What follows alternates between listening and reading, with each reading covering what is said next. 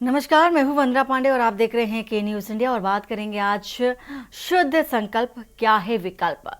महाकुंभ को लेकर एनजीटी की सख्ती ने यूपी की प्रशासनिक मशीनरी की मुश्किलें बढ़ा दी है।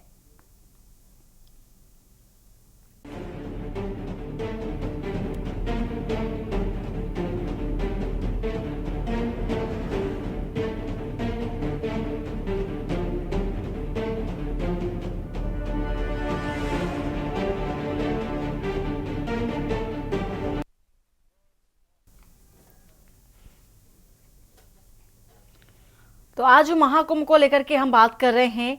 खास तौर पर एनजीटी की सख्ती ने यूपी की प्रशासनिक मशीनरी की जो मुश्किलें हैं वो बढ़ा दी हैं।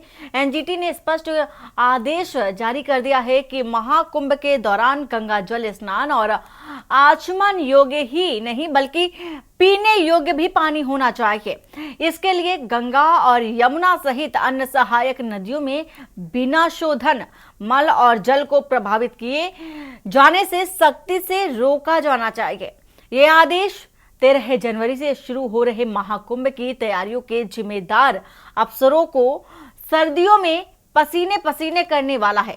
इससे पहले एनजीटी ने गंगा जल की अशुद्धता को लेकर व्यवस्थाएं कराने का आदेश जारी किया था और अब इलाहाबाद हाई कोर्ट के अधिवक्ता सौरभ तिवारी आदि की याचिकाओं पर सुनवाई करते हुए एनजीटी ने नया आदेश जारी किया है।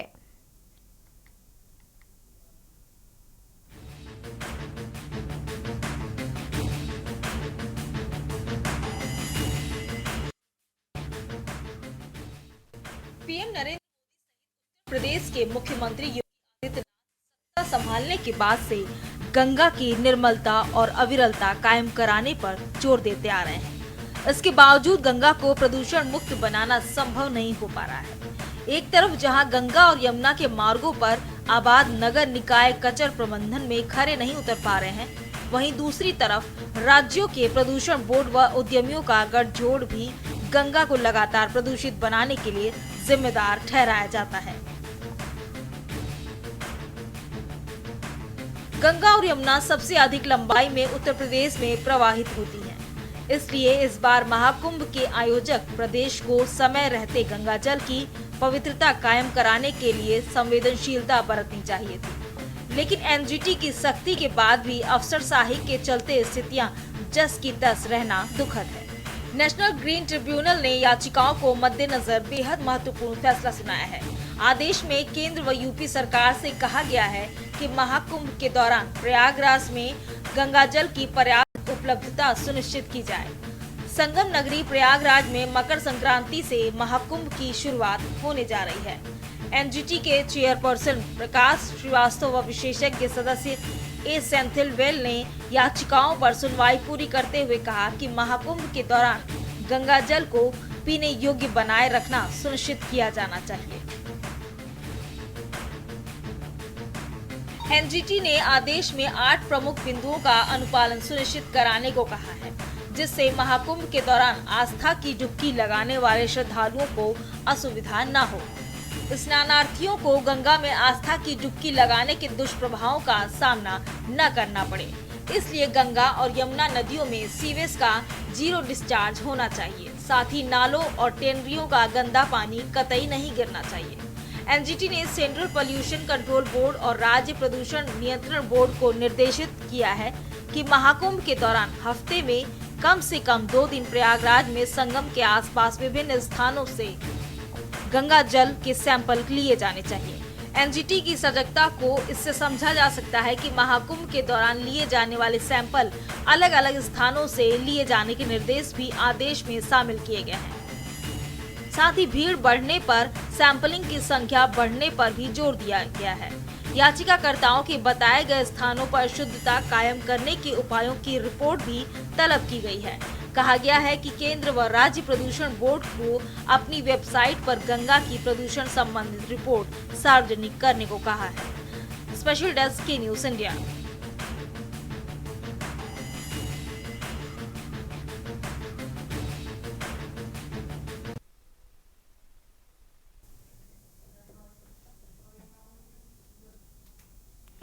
तो आज हम बात करेंगे गंगा सफाई को लेकर के, जिस तरह से ये आदेश जारी हुआ है और यूपी सरकार की मुश्किलें बढ़ा दी हैं, प्रशासनिक अधिकारियों की भी मुश्किलें बढ़ा दी हैं। ऐसे में समय बेहद कम है, 13 जनवरी से होना है कार्यक्रम। जो महाकुंभ की शुरुआत होनी है वो 13 जनवरी से होनी है, समय बहुत ज़्यादा कम है। ऐसे में जो मुश्किलें हैं लंबी हैं। हमारे साथ कई मेहमान भी जुड़ चुके हैं और इसी के साथ ही अनिल झा हैं हमारे साथ, सपा प्रवक्ता जुड़ चुके हैं हमारे साथ, श्वेता दुबे बीजेपी नेता हैं हमारे साथ, और मनीष शर्मा जो कि सामाजिक कार्यकर्ता हैं, और भी मेहमान हमारे साथ जुड़ते रहेंगे। सबसे पहले जानना चाहेंगे श्वेता जी, जिस तरह से ये आदेश एनजीटी की ओर से आया है, आदेश को लेकर के पहली जो प्रतिक्रिया है आपकी वो जानना चाहेंगे। का आयोजन हो रहा है प्रयागराज में, और जो ट्रिब्यूनल एनजीटी का आदेश दिया गया है वो उसके पूरक ही है, क्योंकि हमारी सरकार, भाजपा सरकार, कुंभ के लिए बहुत सारे सुंदर प्रबंध कर रही है। तो उसमें निर्मल गंगा जल का होना भी अति आवश्यक है, क्योंकि श्रद्धालुओं का प्रधान केंद्र तो गंगा जल ही है। और गंगा जल की विशेषता है कि आप उसको चाहे कितने दिन भी रखिए, उसमें कभी कीड़े नहीं पड़ते हैं। लेकिन अब क्या बताया जाए, प्रदूषण और हम सबके लालच ने हमारी पतित पावनी माँ गंगा को इतना प्रदूषित कर दिया है कि आज एनजीटी को इसके लिए आदेश देना पड़ रहा है। ये सिर्फ सरकार नहीं, हम सब मानव, हम सब माँ गंगा के भक्तों के लिए शर्म की बात है कि हम माँ तो कहते हैं लेकिन माँ मानते नहीं हैं, उसको प्रदूषित जी, करते फिर हैं। साफ सफाई की बात तो पहले आती है, और उतनी लंबे समय से सफाई भी चल रही है प्रयागराज में महाकुंभ को लेकर के, तो जिम्मेदारी किसकी है? अगर आप दूसरों को बात कर रही हैं, लोगों की बात कर रही हैं, तो सबसे पहली जिम्मेदारी तो हमारी सरकार की है, और सरकार अपनी जिम्मेदारी का निर्वहन बखूबी कर रही है। और लेकिन समाज के जागरूक लोग जिन्होंने इस चीज के लिए ये याचिका दायर की थी, उनकी सुनवाई के लिए जो 8 बिंदु दिए हैं एनजीटी ने, वो निश्चित रूप से सही हैं, और सरकार भी उनका पालन करेगी। भले ही आप, जैसा कि आपने कहा कि अधिकारियों में अफरा तफरी और ये है, लेकिन इससे कम से कम शुद्ध पेयजल, शुद्ध गंगा जल तो उपलब्ध होगा श्रद्धालुओं को, जो पूरे विश्व से आएंगे इस महाकुंभ के आयोजन। ठीक है, कम से कम आप मानती हैं कि गंगा सफाई होनी चाहिए, जो कि गंगा सफाई अभियान तो हमेशा से ही देखा गया है कि बीजेपी की ओर से चलाया गया, लेकिन ये एक अहम पड़ाव है महाकुंभ का।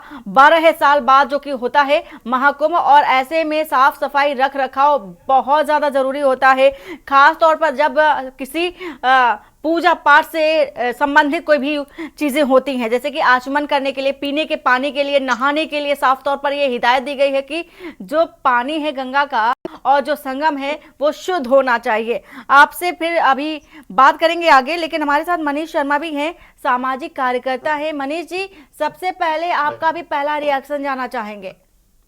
सबसे पहले तो धन्यवाद आपको चर्चा में शामिल करने के लिए। वंदना जी, है क्या, अब सब कुछ हमारे देश में उन संस्थाओं पर और अदालत के जरिए होने लगा है। सरकार की मंशा पर सवाल नहीं है, सरकार की मंशा है बेहतर आयोजन, पिछली बार भी कराया था। मगर गंगा साफ करने की बात अगर की जाए तो कानपुर में ही ले लीजिए, जहां पर प्रधानमंत्री और मुख्यमंत्री जी ने सेल्फी ली थी, उस जगह समाचार पत्र मीडिया के माध्यम से भी, इलेक्ट्रॉनिक मीडिया के माध्यम से भी ये आता रहता है बराबर कि गंगा जी में नालों का पानी गिर रहा है।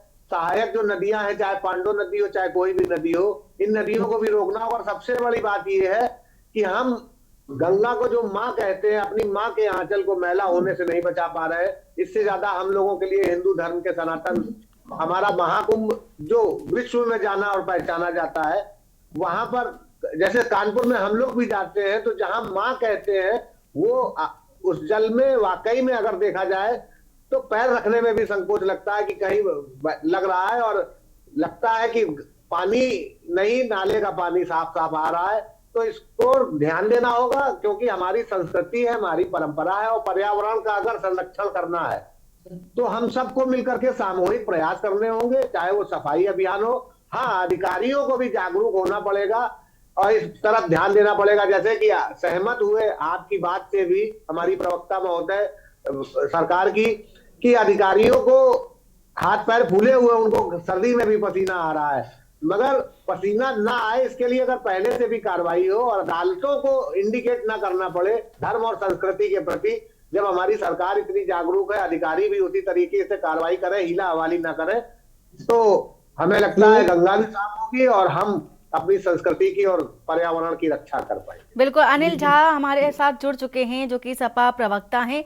अनिल जी, एनजीटी की ओर से जो आदेश आया, कितना सहमत हैं आप? वंदना जी, दुर्भाग्य है, ये दुर्भाग्यपूर्ण कह सकते हैं आप कि अब किसी भी चुनी हुई सरकार को, जो 14 साल लगभग 11 साल केंद्र में होने वाले हैं और 8 साल से ऊपर प्रदेश में हो गया, जो साल में एक दिन सफाई के नाम पे अभियान चलाते हैं, झाड़ू पकड़ते हैं, और उसके बाद फिर 364 दिन क्या होता है उसकी समीक्षा नहीं करते हैं। और जब इस तरह का समय आता है, चाहे वो कुंभ का हो चाहे और भी चीजें हो, तो तब जाके सरकारी एजेंसियों को ये गाइडलाइन देनी पड़ती है कि ऐसा ऐसा होना चाहिए। एक मार्केटिंग के अलावा हम इसको और कुछ नहीं कहेंगे। सरकार की तरफ से सरकार की नियत ही नहीं है किसी चीज को सही करने के लिए। आप चाहे किसी भी चीज को ले लीजिए, जब से 2014 से भाजपा की सरकार केंद्र में बनी है, कितने सारे मुद्दे को हमारे आदरणीय प्रधानमंत्री मोदी चुनाव से पहले उठाते हैं और उसके बाद उस पर कितना अमल किया जाता है। चाहे आप बेरोजगारी ले लीजिए, भ्रष्टाचार ले लीजिए, चाहे आप महंगाई ले लीजिए, चाहे महिला सशक्तिकरण को लेके लीजिए, चाहे आप हिंदुस्तान के बाहर जो आज हमारी क्या सामाजिक परिवेश है बगल के देशों के साथ, उसकी आप ले लीजिए, इंटरनल की तो छोड़िए। तो ये सिर्फ ना एक, आप चूंकि अभी आप ऐसा समय आ गया है, आस्था का विषय है, इतना बड़ा कुंभ होने वाला, मेला होने वाला है सनातन का, अब इसमें इतने सारे साधु संत और भी हम जनमानस हिंदुस्तान के नहीं देश विदेश से लोग आएंगे, तो चर्चा तो होनी ही है। लेकिन मेरा मतलब है कि ये जो 2030 में फीफा का वर्ल्ड कप होगा, वो सरकार को आज पता है जहां होना है 3 महाद्वीप में, तो उसकी तैयारी अभी से चल रही है। हमारे देश में पता था, हमारे प्रधानमंत्री जी अनिल जी जिस तरह से आदेश आया है, ऐसा आप भी देखते हैं कि सरकार करती है, ऐसा नहीं है कि नहीं करती, जगह जगह घाटों पर भी देखी गई तस्वीरें, लेकिन जो जिम्मेदार प्रशासनिक अमला है, जिम्मेदारी उसकी भी बनती है, लेकिन समय बहुत कम है। तो ऐसे में जो आस्था का विषय है, महाकुंभ कोई एक सरकार का नहीं होता है, महाकुंभ सभी के लिए होता है, तो क्या आप सहयोग करेंगे? नहीं, महाकुंभ सभी के लिए है, लेकिन जो जिम्मेदारी है गंगा सफाई की, ये सरकार की है। हजारों करोड़ रुपया खर्च कर दिया गया 2014 से गंगा सफाई के नाम पे, क्यों नहीं हुई? तो पूछना चाहिए सरकार से सवाल। इसमें ना तो विपक्ष बैठा था उस सरकार में, ना आप लोग बैठे थे, ना हम लोग बैठे थे। तो सरकार को पूछना चाहिए ना, कितना हजारों करोड़ रुपया जो गंगा सफाई के नाम पे आया, पैसा गया कहाँ? सफाई क्यों नहीं अभी तक? फिर ठीक है अनिल जी, आपकी बात मैं रखती हूँ।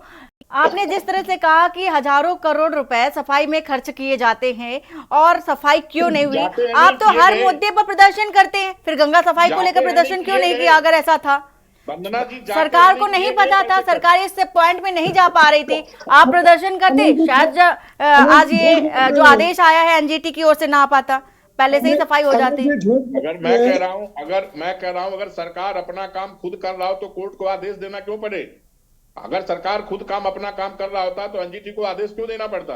तो आप सहयोग करेंगे, ये कह रही हूं मैं। कोई आदेश देता है तब आप करते हो। हर व्यक्ति को सहयोग करना चाहिए कि नहीं करना चाहिए? किसी सरकार मार्केटिंग के अलावा कुछ नहीं करते हो आप। हमारा सवाल है अनिल जी, हमारा सवाल है कि समय बहुत कम है, ऐसे में सरकार को भी विपक्ष के सहयोग की जरूरत पड़ेगी, तो क्या आप सहयोग करेंगे? तो आप प्रशासनिक अमले की जिम्मेदारी है, अभी जिम्मेदारी वहन करेगा, लेकिन आप बताइए। आदरणीय मुख्यमंत्री योगी आदित्यनाथ जी को आप कहिए कि वो एक आह्वान जारी करें प्रदेश के सभी विपक्षी दलों से, एक सामाजिक कार्यकर्ताओं से, एक पार्टी के कार्यकर्ताओं से, कि आइए सभी लोग मिलके संगम में जो भी चीजें। चलिए ठीक है, तो फिर आप इसमें सहमत है कि अगर आपसे कहा जाएगा तो आप सहयोग करेंगे? अरे बिल्कुल, हमारे मुख्यमंत्री जी हैं, आदेश करेंगे, क्यों नहीं चलेंगे? आदेश तो करेंगे। तो इसमें भी आपको निमंत्रण की जरूरत पड़ेगी, यानी कि आप स्वयं से नहीं कहेंगे, आगे आके आएंगे आपके पास अनिल जी, आएंगे, लौटेंगे आपके पास। और बात महाकुंभ को लेकर साफ सफाई की हो रही है। हमारे साथ तमाम मेहमान जुड़ चुके हैं और इनसे भी आगे बात करेंगे। फिलहाल आपको बता रहे हैं कि शुद्ध जो संकल्प लिया गया है, अब विकल्प क्या बचता है। समय चूंकि अब सीमित हो चुका है, 13 जनवरी का समय है जब महाकुंभ की शुरुआत होगी। फिलहाल वक्त हो चला है एक छोटे से ब्रेक का। ब्रेक के बाद जल्द हाजिर होते हैं। और ब्रेक के बाद आपका स्वागत है। बात नमामि गंगे को लेकर के हो रही है, साफ सफाई को लेकर के हो रही है और इसी के साथ ही एनजीटी का जो आदेश आया है उसकी बात हम कर रहे हैं, गंगा सफाई की बात कर रहे हैं। हमारे साथ तमाम मेहमान जुड़े हुए हैं और अब हम सीधा बात करेंगे। महेंद्र शुभम गिरी जी महाराज हमारे साथ है, गंगा सेवी हैं, और श्री कृष्ण दीक्षित जो कि प्रदेश संयोजक नमामि गंगे से हैं। सबसे पहले शुभम गिरी महाराज जी आपसे जानना चाहेंगे, क्योंकि गंगा सेवी हैं आप और आप अच्छे से जानते हैं कि कहां पर साफ सफाई थी, कहां पर नहीं थी, क्या था पूरा जो क्षेत्रीय अगर आंकलन करें साफ सफाई को लेकर के तो आप सही से बता सकते हैं। तो सबसे पहले ये जानना चाहेंगे कि अगर साफ सफाई थी तो आदेश एनजीटी की ओर से आना तो स्वाभाविक नहीं था, गंदगी थी इसीलिए ये आदेश आया है। क्या कहना चाहेंगे आप?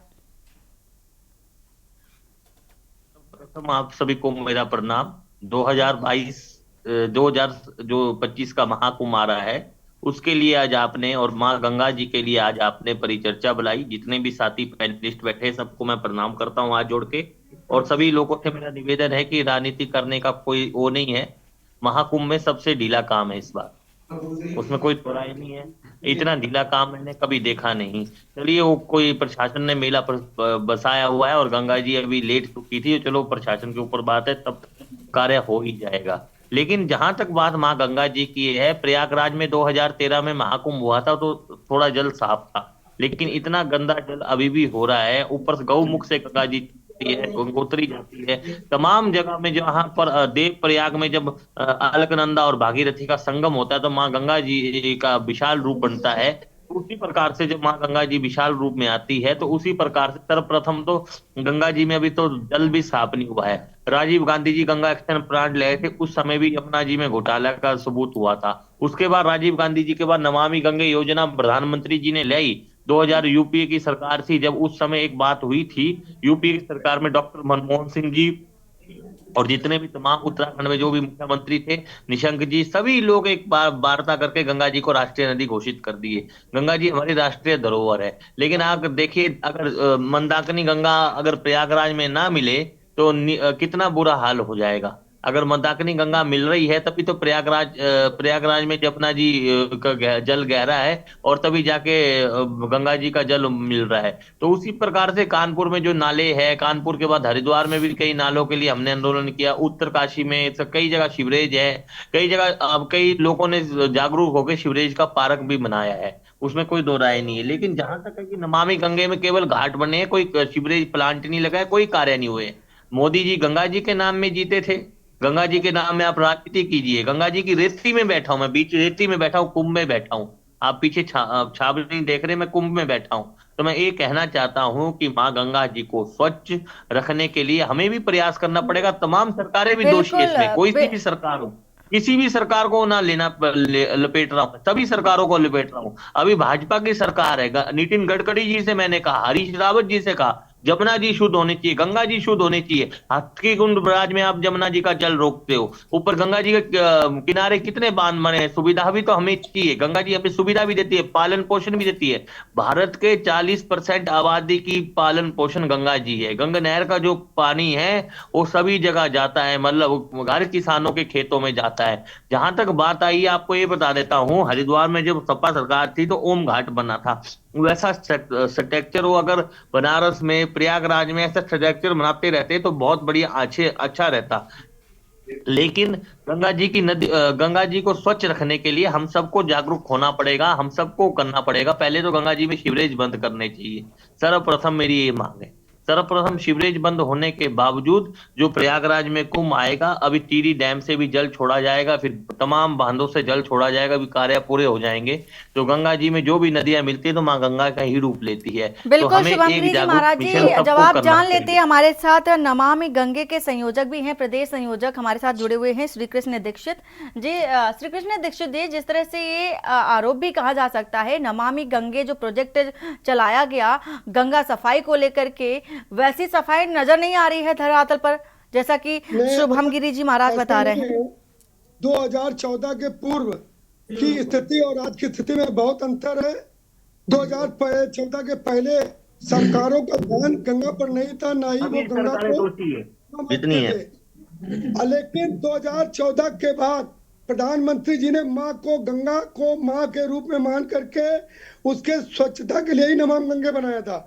और तब से लेकर के 2017 में सपा की सरकार थी उत्तर प्रदेश में, जो 2014 से 17 के बीच के प्रोजेक्ट थे गंगा को स्वच्छ करने, नालों को बंद करने के लिए। सुनिए अनिल जी, वो 17 को अखिलेश यादव जी ने उन्हें लागू नहीं करने दिया गया, जिसके कारण 17 के बाद कुछ लेट हुआ।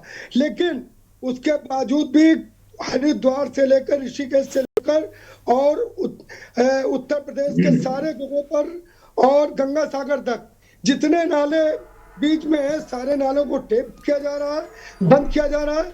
बहुत सारे नाले बंद हो चुके हैं। झूठ बोल रहे हैं, ये बात कहीं टेप नहीं किया जा रहा है। आप भी कानपुर से कानपुर के नाले खुले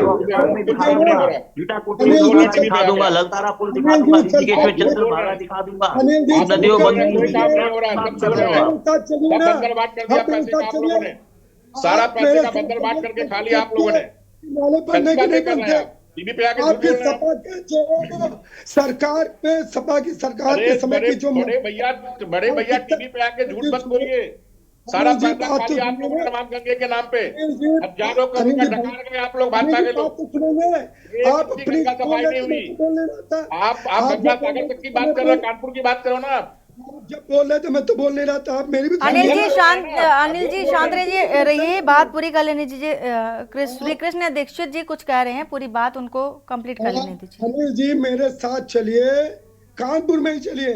कानपुर में 14 के पहले जो नाले गिर रहे थे वो अरे सारे भैया नाले 14 के पहले 17 हुआ, उसके बाद 17 के बाद 18 हुआ, 18 से 24 25 आने वाला है। कब तक 45 में आप 63 में घूमते रहोगे? ठीक है, आप सभी का अब जो कि ये एक बड़ा मुद्दा भी हो जाता है। एनजीटी का आदेश ऐसे ही नहीं आ गया, लेकिन बड़ा सवाल यही है कि इतने कम समय में आप सभी कैसे मैनेज करते हैं और कैसे गंगा सफाई को लेकर के एक बड़ा कदम उठाते हैं। फिलहाल हमारे साथ जुड़ने के लिए आप सभी का बहुत बहुत शुक्रिया।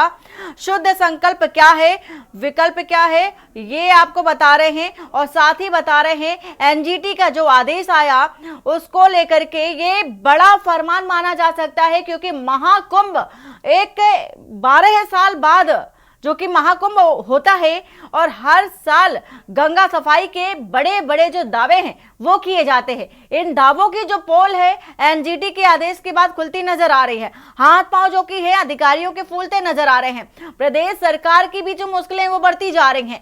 ऐसे में एक बड़ा टारगेट भी कहा जा सकता है। कम समय में इतना लंबा टारगेट कैसे पूरा करती है यूपी सरकार, ये बड़ी बात है। इसी के साथ ही साथ शुद्ध संकल्प में ये विकल्प कौन सा तलाशती है, ये देखने वाली बात होगी।